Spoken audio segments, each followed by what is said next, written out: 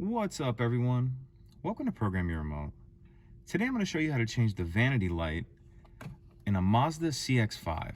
This is a 2020 model here, but it will be the same on several different years. So as you can see, this one isn't burned out, but I'm still going to show you how to do it. I'm going to close it just this far so the light's not on. And on either side of the lens for the light, there's a little notch on the top or the bottom.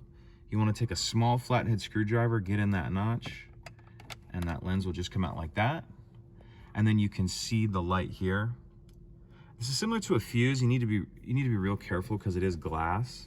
So I like to, if you can get at it from the top, and then it'll just come out like that.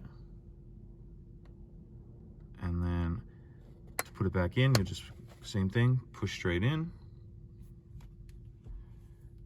And then this lens will just snap right on there. So that's it. Pretty simple. If you have any questions, please let me know. If you could take a second to like and subscribe, it helps us out and I'd appreciate it. Thank you.